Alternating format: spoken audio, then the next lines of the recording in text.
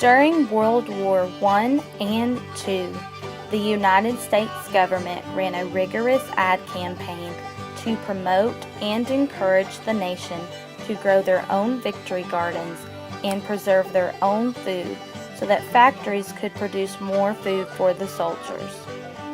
In 1942, 66,000 pressure cookers were sold. That number rose to 315,000 in 1943. The United States government estimated that 20 million gardens were planted during the wars. Although, in the spring of 1946, after the wars had ended, many people rushed back to the grocery stores to purchase their food off the shelves.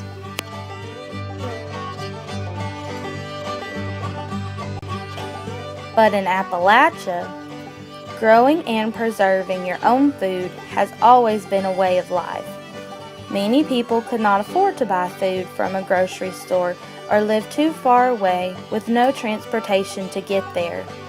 People in Appalachia take pride in their gardens, and the process of growing and preserving your own food involves many generations of family helping out.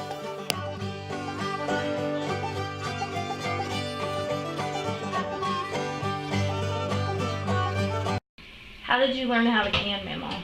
Well, my mother, back when I was little, and she canned on a wood stove. She'd be up half the night canning, and she didn't have a pressure canner. She had to can, and we had big dish pans that she cooked her stuff and canned it. So. Who taught your mother how to can? Her mother. Okay. Generation to generation, we've always canned. Why did your family can? Well, to have food to eat. We was kind of poor back when I growed up, and my mother canned. We lived on a farm, and she canned most of our food that we ate. Did y'all buy much from the grocery store? No, mostly just like flour, and we even had our own meal ground. My dad would take corn to a mill and have the meal ground.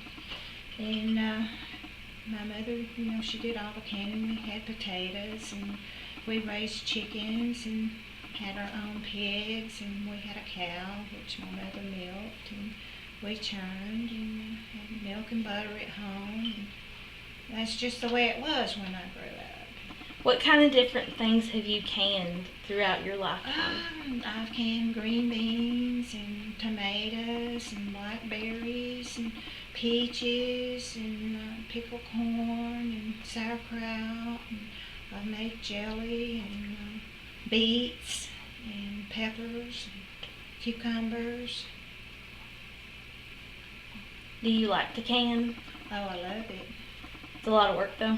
It's a lot of work, but I like doing it. You think it's worth it? Oh, yeah. It is. The food's a lot better, I think, than what you get in the store. So. Okay, well, thanks for talking to me today about canning. Oh, well, you're welcome. Since I was about 12 years old. Okay. So now And who taught you how to can? My mother. And who taught your mother? Well, I can't say her mother. I don't know who taught her because her mother died when she was young. Okay. And so probably an aunt Okay. taught her.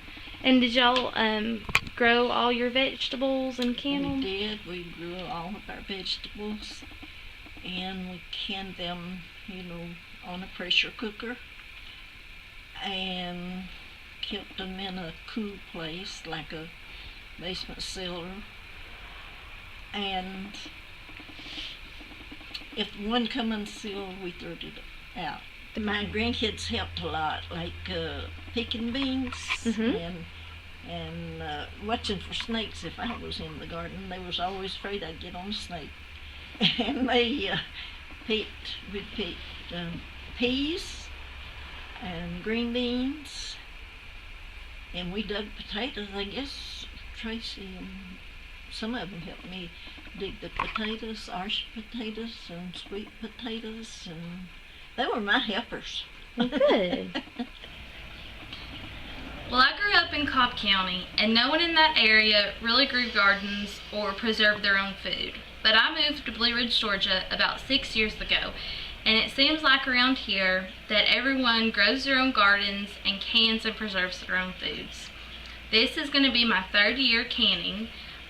My mother-in-law taught me how to can, along with her mother helped me, and I used my husband's grandmother's old canner. So far I've only canned green beans and tomatoes, but I hope to do some pickles this year. It is a lot more work to grow your own garden and to preserve your own food, but in my opinion, the food tastes so much better than what you can buy at the grocery store, and I think that it's well worth the effort put into it.